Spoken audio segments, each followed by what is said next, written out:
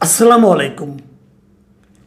প্রিয় দর্শক, এনসিপির নেতা এবং সাবেক অন্তর্বর্তীকালীন সরকারের একজন গুরুত্বপূর্ণ উপদেষ্টা জনাব আসিফ মাহমুদ সজীব ভুঁইয়া অত্যন্ত চমক সৃষ্টিকারী একটা ইনফরমেশন দিয়েছেন, বলা যায় ফাঁস করেছেন।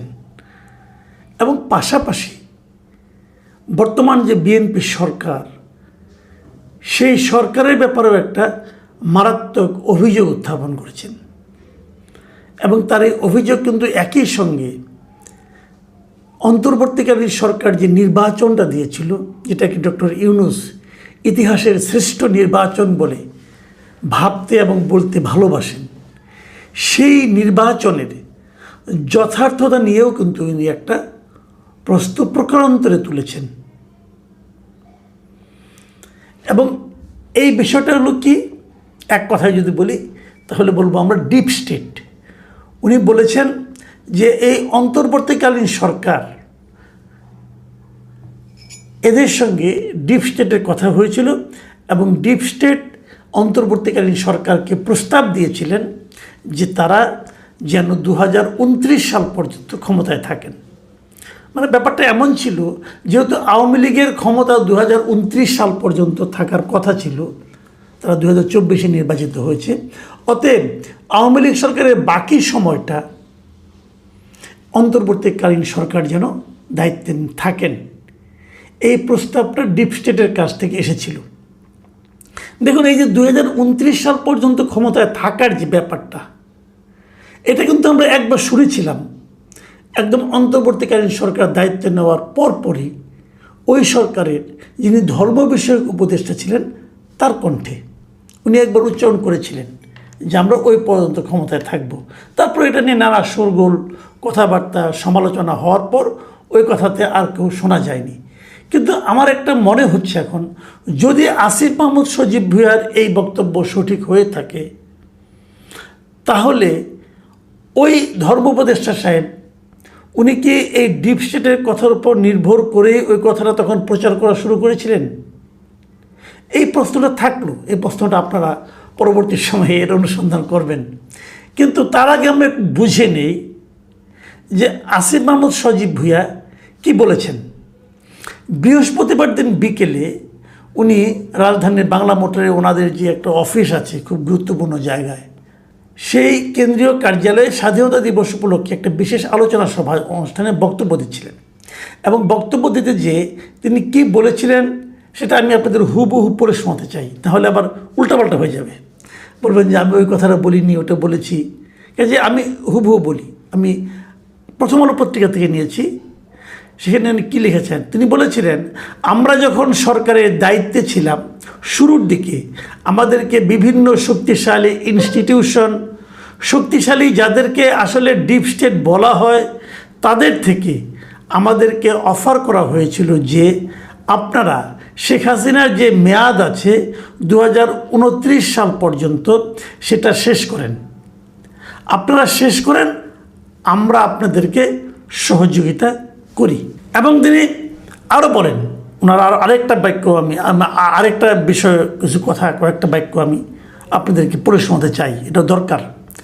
সেখানে বলা হয়েছে তাদের, মানে ডিপ স্টেটের, তাদের সার্টেন কিছু শর্ত ছিল যে তাদেরকে কিছু কিছু জায়গায় ফ্যাসিলিটেট করা, এবং তারা পুরা রোডম্যাপ করেও নিয়ে আসছিল যে বিএনপির নেতাদের তো সাজা আছে, তো সাজা থাকলে সাধারণভাবে নির্বাচন দিলেও তারা নির্বাচন করতে পারবে না, তো তাদের সাজাগুলো না করে আদালতের মাধ্যমে যদি লেংদি করে, আপনারা তো জানেন সেটা কীভাবে করা যায়।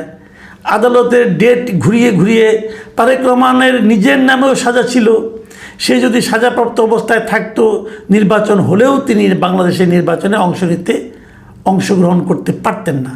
মানে ডিপসে তাদের এই প্ল্যানগুলো দিয়ে দিয়েছিল। দেখেন, এখানে কিন্তু কতগুলি বিষয় আছে, খুব ইন্টারেস্টিং বিষয়। কিন্তু আমি একটা জিনিস একটু বলতে চাই যে তারা যে রোডম্যাপটা নিয়ে এসেছিল, সেই রোডম্যাপের মধ্যে যে কথাগুলি আসিফ মাহমুদ সজীব ভুঁইয়া উচ্চারণ করলেন, সেখান থেকে দুই একটা শব্দ আপনাদেরকে আমি, দুই একটা লাইন আপনাদেরকে আবার একটু রিপিট করি। দেখেন, উনি কিন্তু এক জায়গায় বলেছেন যে কিভাবে মানে একটা আদালতের সাজাকে দীর্ঘায়িত করা যায়, ওই ডেট দিয়ে দিয়ে এই কথা কিন্তু উল্লেখ করেছে এখানে। এই যে যেমন তাদের সাজাগুলো না করে আদালতের মাধ্যমে এগুলো লেংদি করে, আপনারা তো জানেন সেটা কিভাবে করা যায়।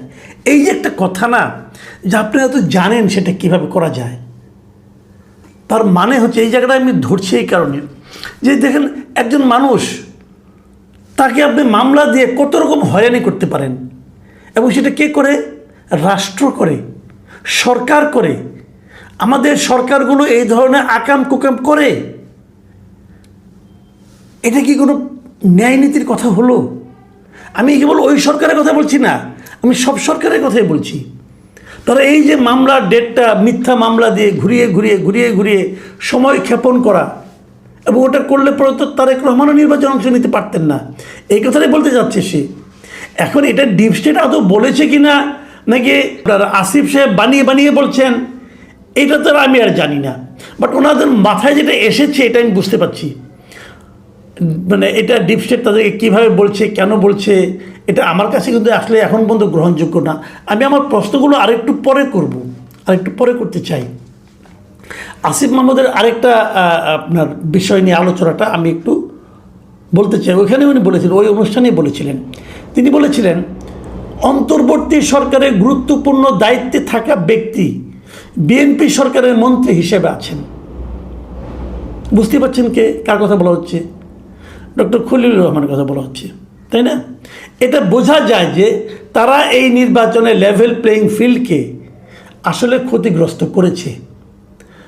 যাদেরকে তারা বিএনপি সরকার এখন পুরস্কৃত করলো, তাদেরকে ব্যবহার করেছে। দেখেন, আমি আগেও বলেছি, বহুবার বলেছি, মন্ত্রী পরিষদ এটা কিন্তু আসলে তারেক রহমান সাহেব নিজে নির্ধারণ করেছেন। এটাই পার্লামেন্টারি সিস্টেম, গভর্নমেন্টের নিয়ম, যে প্রধানমন্ত্রী ঠিক করেন যে কাকে কোন মন্ত্রিত্ব দিবেন। তার মানে ডক্টর খলিলুর রহমানকে নেওয়া এটা প্রধানমন্ত্রীর ব্যক্তিগত চয়েস বলে আমি মনে করি, এখনও মনে করি। আমি যদি অন্য কোনো চয়েস থাকে, কারো চাপ থাকে, তবু আমি বলবো সেই চাপের কাছে নতি স্বীকার যেটা করেছেন এটা প্রধানমন্ত্রী করেছেন। কেন করেছেন আমি জানি না, বাট আমার কাছে এটা ভালো লাগেনি। এটা আমি আগে যেদিন ওনাকে নিয়োগ দিয়েছি সেই দিনই বলছি, এবং তখন আমি এটাও বলেছিলাম এই জন্য আপনাকে পরবর্তী সময়ে অনেক কথা শুনতে হবে। এই যে কথা শুরু হয়ে গেল, কিন্তু কথা কিন্তু শুরু হয়ে গেল।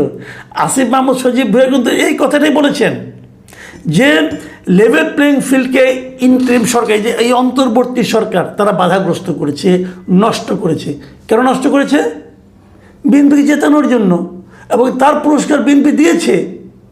আমি জানি না অন্য কোনো উপদেষ্টা আবার এই 11 দলীয় জোট যেটা মধ্যে আসিফ মাহমুদ সাহেবরা ছিলেন, জামাত ছিল, ওই জোটকেও হেল্প করেছে কিনা জানি না। জানতে পারতাম যদি তারা ক্ষমতায় আসতো তাহলে হয়তো তারাও ওরকম কাউকে মন্ত্রী বানাতো কিনা, তাহলে হয়তো বুঝতে পারতাম।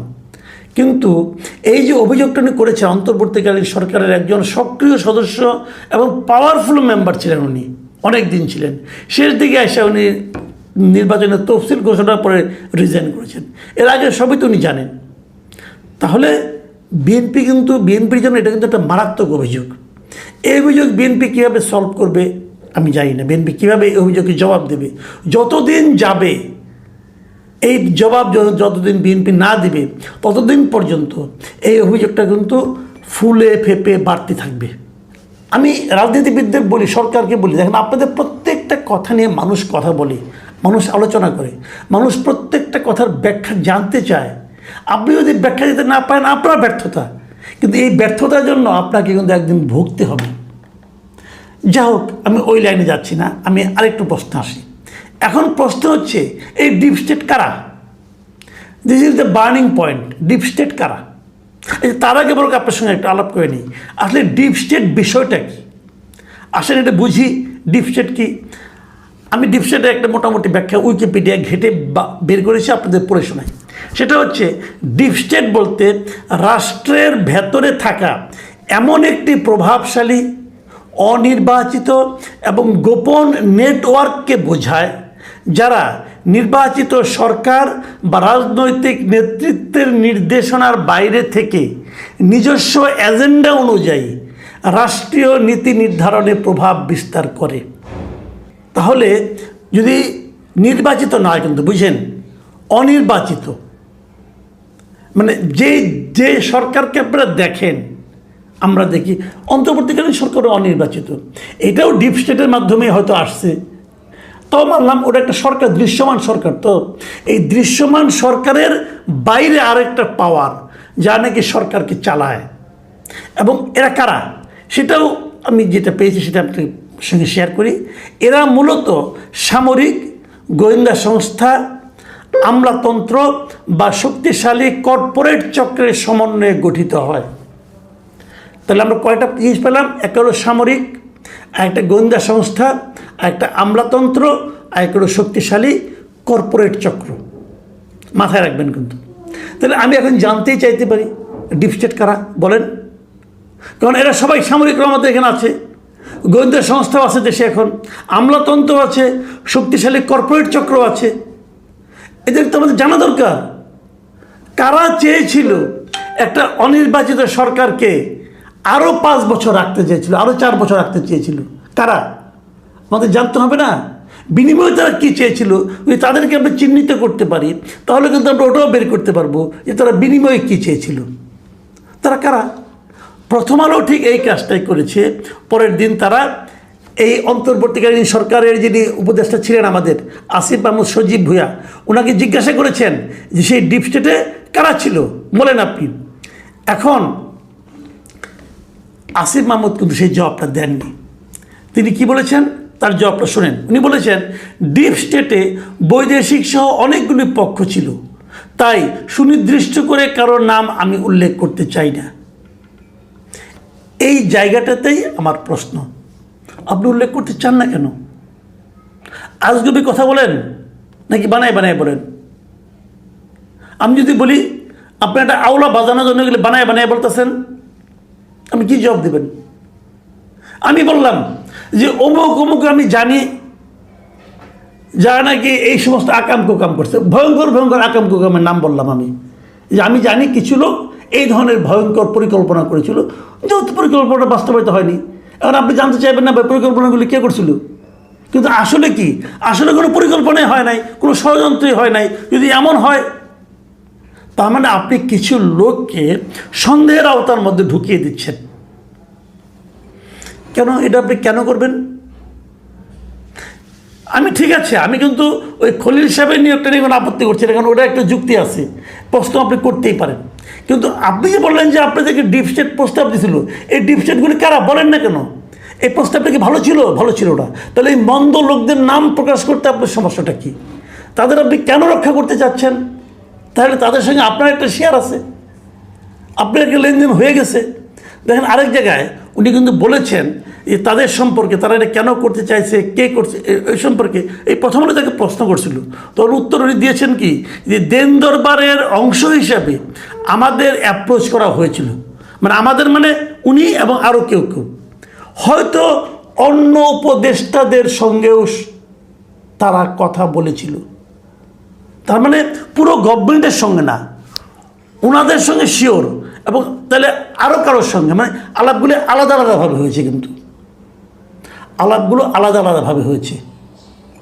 এবং উনি কি বলছেন যে আমরা গণতন্ত্রের পক্ষে ছিলাম, কাজে নির্বাচনটা আমরা যথাসময়ে দিয়েছি 1.5 বছরের মধ্যে।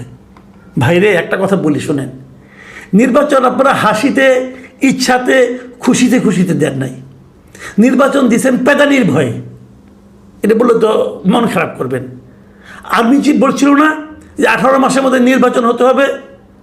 18 মাসের মধ্যেই নির্বাচন হয়েছে, ওই পেদানির ভয়ে দিয়েছেন নির্বাচন। আর এখন উদাস শাসতেছেন ও মহামানব শাসতেছেন যে আপনারা গণতন্ত্রের পক্ষে ছিলেন। আপনারা গণতন্ত্রের পক্ষে ছিলেন, যে কামগুলি যে করছেন ওগুলি গণতান্ত্রিক কাজ ছিল। লুটপাট তো কম হয় নাই, লুটপাট তো কম হয় নাই, আপনাদের অভিযোগ তো কম নাই। আপনি বাঙালির কি বুঝান? হিসাব দিচ্ছেন এটা, আমার এই ব্যাংক হিসাব। আরে ভাই, চুরির মালকে ব্যাংকে রাখে? চুরির মালকে ব্যাংকে রাখে নাকি? আপনারই দলের একজন দেখলাম, একজন আপনার দল থেকে পদত্যাগ করে গেছে, সেই তো বলছে যে আপনার কম্পিউটার ল্যাপটপ সবগুলি সিজ করলে অনেক কিছু পাওয়া যাবে। এতদিন হয়তো ওগুলি ক্রাশ করে দিচ্ছেন, কে জানে, পেয়ে যাবো খুব শিগগিরই। সংসার কেমন করে চালান, কোথার থেকে ইনকাম আসে, টাকা আসে, এগুলি বুঝবো না আমরা? 22,000 টাকা দামে কেটস কিনেন, এগুলো আমরা বুঝবো না? হিসাব সব বেড়ে যাবে, কটা দিন অপেক্ষা করেন না। কাজে